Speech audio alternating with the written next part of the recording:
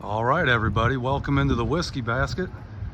This morning we're going to check out Liquor Houzz in Blue Springs, Missouri. There's actually 3 of these locations. I think another one in Blue Springs and then one in Lee's Summit, Missouri. I was in here the other day, ended up getting a Baker 7 with the 8-year, 10-month age statement on the neck label there. So be sure to look at those Baker 7 neck labels when you're looking for that stuff. So anyway, let's go inside here and see what they got. All right. And oh wait, as always, if you enjoy the video, hit like, subscribe, and drop a comment. I'd love to hear from you, good, bad, or indifferent. All right, now let's go in. Okay, guys, they had Pink Floyd playing in there today, so being that that's copyrighted, we got another voiceover. Also, I kind of got thrown for a loop when I arrived here. I was all excited to film the stores. He told me I could the other day, but then when I got there, he said, "Oh, please don't show the prices, you know." And I said, "Well, man, that's kind of what I do." He said, "Well, can you blur them out?" I was like, "Well, I don't think I want to go through all the editing of having to blur out prices. So I'll just kind of do a quick run through just to show the basic items that they have in stock." You know, that's kind of, you're at the whim of these store owners if they're gracious enough to let you film in there. You kind of got to take what they give you, which is fine. I mean, he had a nice selection. I was happy to film it. I just kind of would rather be able to talk slowly and point stuff out as I go along, as I normally like to do. So anyway, you can see he's got all his flavored whiskeys, Canadian whiskeys, Irish and Scotch stuff on this shelf over here. It's just kind of awkward having to do it this way because I'm blurring by everything so quickly. Hey, Chris Jenkins, there's your Malort, buddy. I think that's the first time I've ever noticed any Malort in Kansas City. I'm sure there's other places that have it, but it's not something I normally look for. And oh man, nightmares from high school with that Everclear. I stay far, far away from the Everclear nowadays. There's the rest of the Canadian bottom shelvers. And let's head down here, check out these bourbons and ryes.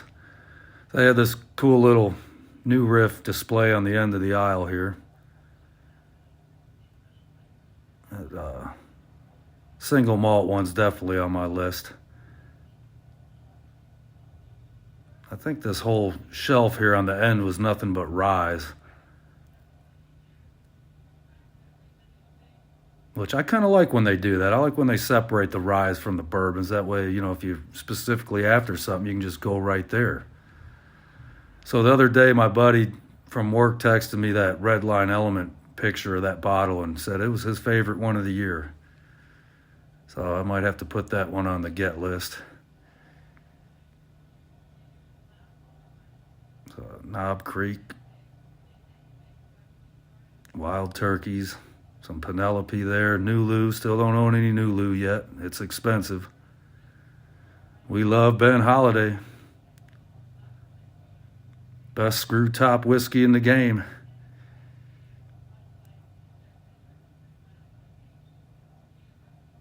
I still haven't had any of that stuff yet. I can't remember the name of it. You know, of course, I kind of think that's weird to not put the name of your product prominently displayed on the label and you just put some picture of that like that instead. But maybe that's why I've never bought one. I don't even know what it's called.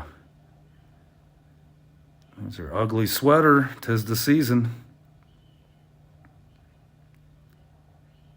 Green River there. That old Granddad. It was sitting on top of a price that said $22.99, but I really think that had to be for like the regular bonded old Granddad.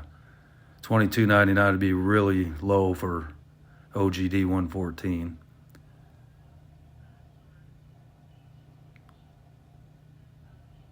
Yeah, back to the rye cabinet here, shelf. And looking at some of this stuff here, there was that Ta, whatever that is, Tawakato or something like that. Never heard of that. Of course, Peerless, that's delicious. Everything they make's good. If you didn't know, Peerless only makes 3,000 barrels of whiskey a year. All of them are barrel proof. So that kind of justifies that high price on Peerless. I feel like that justifies it because, you know, they actually don't have a lot of product and everything they make is barrel proof. So, you know, it's going to be the most flavorful version of their product possible. So now, I think he's got some different stuff here behind the shelf. He said he'd put out I just said cool bottle, so I don't even know if he grabbed whiskey, but he had some good stuff in there. Elijah Craig barrel proof, Larceny barrel proof, Remus Gatsby, another version of that whatever that is. If you know what that is, put a comment, tell me. I know you had Willet Weeded and also had Purple Top Rye in here the other day. I don't see it in there now, though. Looks like some rabbit hole there. This bottle of tequila was kind of neat. He's going to get it out here in a second. Let me look at some of this. Oh, there was a barrel.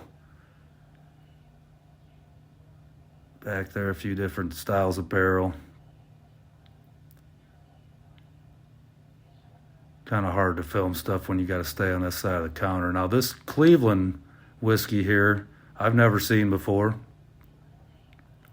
I looked on the bottle on the back, and it only said something about Cleveland on it, so I imagine it's actually distilled and bottled there. I could be wrong, though. But a cool-looking label, nice and holiday festive style. And then, yeah, he's got that Reposado out of the case there. It's a pretty neat case. I don't know much about tequila, but kind of neat-looking coffin-style case. Yeah, I thought that was pretty cool. So,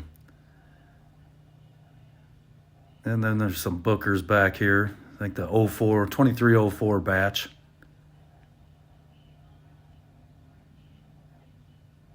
And yes, anyway, that was Liquor Houzz there in Blue Springs.